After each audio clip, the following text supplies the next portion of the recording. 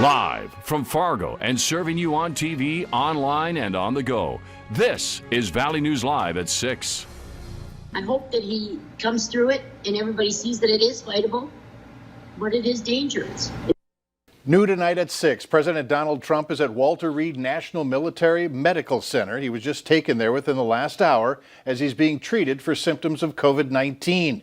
He's going as a precautionary measure and expected to be there for several days. Now, there's been plenty of reaction to the news. Valley News Team's Callie Hubbard asked many of you whether the recent developments will change your perception of the virus and how you vote.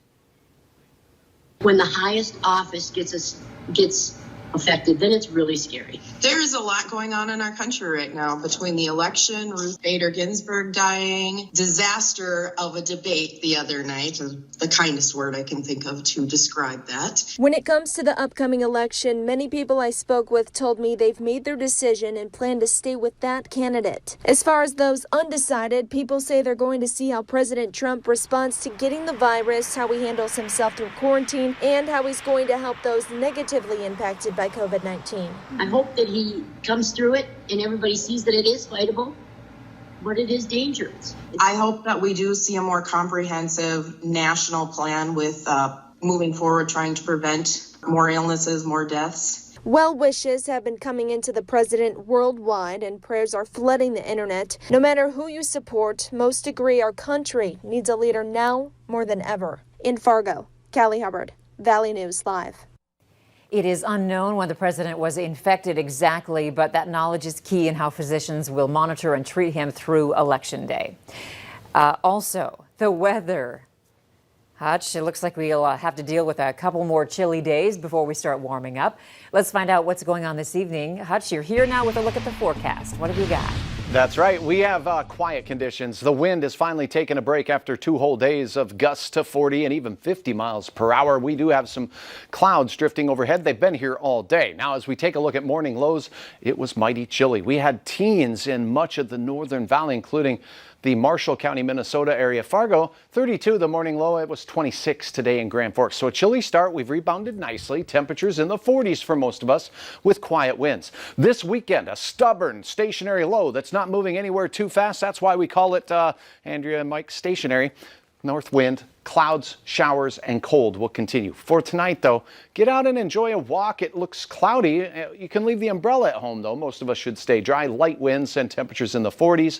By bedtime tonight in Grand Forks, we'll be dipping down into the upper 30s. We'll have freezing conditions this weekend. We will have rain this weekend, but a warming trend also to talk about, and I'll do all of that here in just a little bit. All right, sounds good. Thank you, Hutch. The search continues for a man who was reported missing late yesterday afternoon. Authorities have been focusing on the south side of Fargo, where Robert McKinnon is described as being 5 feet 7 inches tall with gray hair, hazel eyes, and wears glasses. He was last seen in a black John Deere baseball cap and a black and white plaid shirt. Valley News Team's Devin Fry joins us now with the very latest in the hopes of finding McKinnon. Devin? Mike, Andrea, it has been an extensive search for the Fargo Police Department, a search which has so far come up empty. They set up a grid late last night and into this afternoon searching for Robert McKinnon, an 80-year-old who was reported missing 24 hours ago. They covered all aspects in this search. There were officers searching by foot through neighborhoods they believed him to be at. They also searched by air with drones looking through neighborhoods to see if he was there. Even by water, they had a water rescue team out to see if there was any sign of him there. So far, nothing. They do have one lead, however, and it came from this truck stop. McKinnon was last seen on surveillance footage at Love's truck stop at 5 p.m. yesterday. That's the last they've seen of him. So far, there has been no other leads as far as the search goes. Right now, the grid search is off for McKinnon. They're waiting until they get any new information until they restart the search. So we're going to continue to monitor the search for McKinnon here at Valley News Live. But for right now, reporting from Fargo, Devin Fry, Valley News Live. Thanks, Devin. And once again, if you have any information on the whereabouts of Robert McKinnon, you can call dispatch at 701-451-7660. Police arrested a man in a gorilla suit with a machete. Fargo police first responded to an apartment building in the 2700 block of 8th Street North around 12:30 this morning for shots fired. Turned out to be fireworks. People in the apartment building were evacuated because the suspect threatened to blow it up. Officers talked with him over the phone for several hours and he finally surrendered. Jordan Pickus was taken to a hospital to be evaluated. Officers checked the area for explosives but didn't see any. You need to be extra careful on the road these days. Harvest season brings potential dangers to drivers. Farm equipment is heavy and large, making it hard for operators to accelerate, slow down, and stop. They also can create large blind spots, making it very difficult for operators to see approaching vehicles.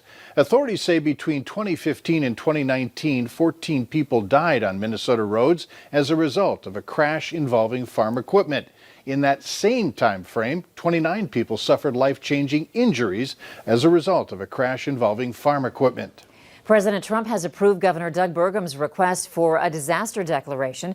It will help repair roads and other infrastructure damaged after a severe storm this summer. That storm caused $5 million in damages. The declaration covers 6 counties: Benson, Grand Forks, McKenzie, Montreal, Nelson, and Wells. Have you seen this Facebook post? Fargo police want to remind you to be careful when sponsoring or donating to causes after they saw this post circulating social media.